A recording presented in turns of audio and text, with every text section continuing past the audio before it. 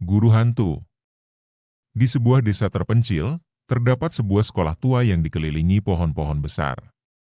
Sekolah ini sering dianggap angker oleh penduduk setempat. Suatu hari, ketika cuaca mendung, kelas 6B bersiap untuk pelajaran matematika. Guru mereka, Bu Nila, tidak hadir karena sakit. Namun, anak-anak tidak tahu kabar tersebut. Ketika bel berbunyi, pintu kelas terbuka, dan sosok wanita dengan pakaian guru memasuki ruangan. Dia terlihat seperti Bu Nila, tetapi ada sesuatu yang aneh. Sikapnya kaku, dan senyum yang biasa menghiasi wajahnya hilang. Murid-murid mengamati dengan penuh rasa ingin tahu. "Selamat pagi, anak-anak," ia ucapnya pelan, suaranya serak dan tidak ceria. Murid-murid menjawab dengan ragu. Mereka merasa ada yang tidak beres, tapi tidak bisa menggambarkan apa yang terasa janggal. Bu Nila mulai menulis di papan tulis, tetapi gerakannya sangat lambat. Kata-kata yang ditulisnya terlihat aneh. "Siapa yang mengganggu?" ia tulisnya sambil membelakangi kelas. Tiba-tiba suasana menjadi tegang. Andi, seorang siswa yang duduk di dekat meja depan, merasa ada yang mengganggu dirinya. Tiba-tiba pensilnya terjatuh. Dengan perlahan, dia merunduk untuk mengambilnya. Namun, ketika melihat ke arah guru tersebut, jantungnya berdegup kencang. Kaki Bu Nila tampak mengambang, tidak menapak ke lantai. Ketika Andi mengangkat kepalanya, sosok guru itu sudah berada di sampingnya, matanya yang hitam pekat menatapnya tajam. Andi membeku, tidak bisa bergerak. Seisi kelas terdiam, mereka hanya bisa melihat apa yang terjadi dengan ekspresi ketakutan. "Siapa yang berani mengganggu kelas ini?" Suara Bu Nila bergema, meski nada suaranya terasa aneh, seolah ada gema yang tidak wajar. Murid-murid lainnya mulai merasakan ketakutan. Beberapa dari mereka berbisik, berusaha memahami situasi yang menakutkan ini. Ada yang mencoba untuk berpikir rasional, mungkin Bu Nila hanya lelah atau sedang tidak enak badan. Namun, perasaan mencekam semakin menguat. "Bu, apakah Anda baik-baik saja?" tanya Rina, seorang siswa yang duduk di barisan kedua. Dia merasa tidak nyaman melihat keadaan guru mereka. Bu Nila tidak menjawab. Dia hanya berbalik, menatap papan tulis seolah-olah sedang memperhatikan tulisan yang aneh itu. Dalam hati, Andi berusaha meyakinkan dirinya bahwa ini semua hanya ilusi. Ketika suasana semakin tegang, tiba-tiba kelas bergetar, dan lampu-lampu berkedip. Beberapa murid menjerit, panik. Bu Nila hanya berdiri di tempatnya, tampak tidak terpengaruh. Dalam kekacauan itu, Andi mencoba untuk berlari, tetapi kakinya terasa berat, seolah ada beban yang menariknya kembali. "Siapa yang mengganggu?" Suara Bu Nila kembali terdengar, lebih keras, seolah menembus dinding ruangan.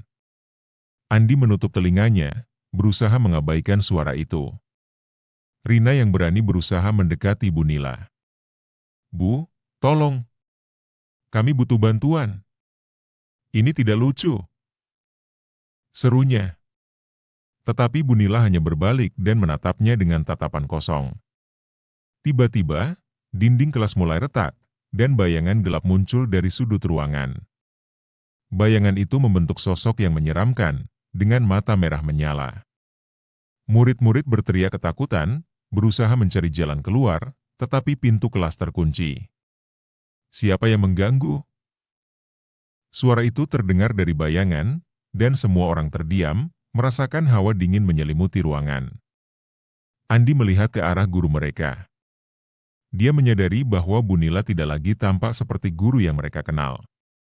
Sesosok hantu dengan wajah pucat dan rambut panjang mengalir di belakangnya. "Dia bukan Bu Nila," bisik Andi kepada teman-temannya. "Dia adalah hantu." Kelas menjadi semakin panik. Beberapa siswa menangis, sementara yang lainnya berusaha menenangkan teman mereka. Dalam keributan itu, Andi melihat selembar kertas jatuh dari meja Bu Nila. Dia mengambilnya dan membacanya dengan cepat.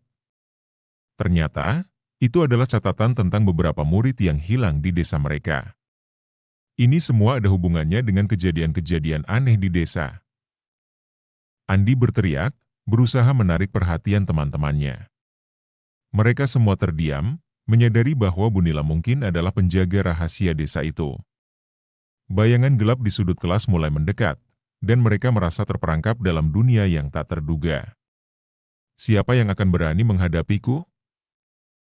Suara itu menggema lagi, dan anak-anak merasakan getaran di tanah. Salah satu murid, Tio, memberanikan diri untuk berdiri. "Kami tidak takut padamu," serunya, meskipun suaranya bergetar.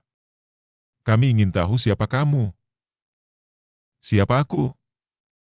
Suara itu menjawab, penuh tawa menakutkan.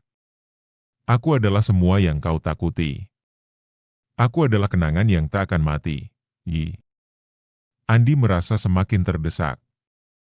"Kami harus pergi dari sini," teriaknya. Dia dan beberapa teman mulai bergerak menuju jendela, berharap bisa melarikan diri. Namun, jendela tertutup rapat, seolah ada kekuatan yang menghalangi mereka. Dalam kebingungan itu, Andi teringat sebuah cerita yang didengarnya tentang hantu yang terjebak karena ketidakadilan yang terjadi di masa lalu. Jika mereka bisa memahami alasan Bunila muncul, mungkin mereka bisa membebaskannya. "Bunila, jika kamu mendengar kami ingin membantu." Andi berteriak, berusaha mencari perhatian sosok itu. "Apa yang terjadi padamu, Bunila?" Atau sosok hantu itu berhenti sejenak. Matanya yang hitam berkilau, seolah ada cahaya yang ingin keluar dari dalamnya. "Aku terjebak. Aku tidak bisa melanjutkan tugasku," jawabnya, suaranya kini terdengar lebih lembut, meskipun masih menyeramkan. "Kenapa?"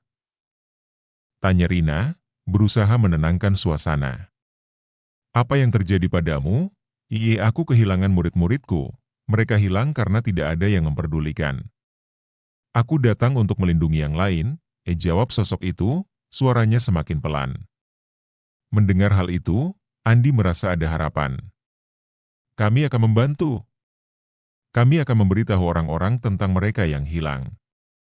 Kami tidak akan melupakanmu," dia berjanji. Seisi kelas menatap satu sama lain, merasakan harapan baru.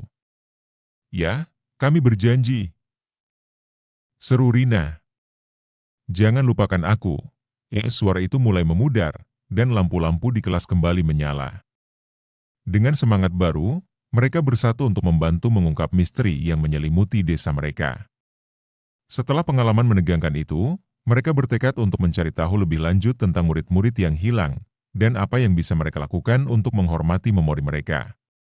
Setelah beberapa hari mencari informasi, mereka menemukan bahwa hantu Bunila bukanlah sosok jahat. Dia hanya ingin memastikan agar tidak ada lagi yang mengalami nasib serupa. Dengan berkat kerjasama semua murid, mereka berhasil mengumpulkan data dan menceritakan kisah tersebut kepada warga desa.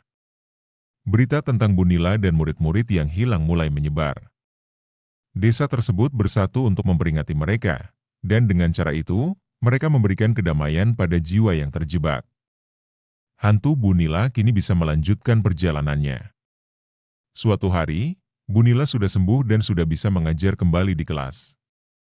Saat kelas 6B belajar di ruang kelas yang sama, mereka merasakan kehadiran hantu Bunila. "Terima kasih, anak-anak," bisiknya lembut. "Sekarang, aku bisa beristirahat dengan tenang."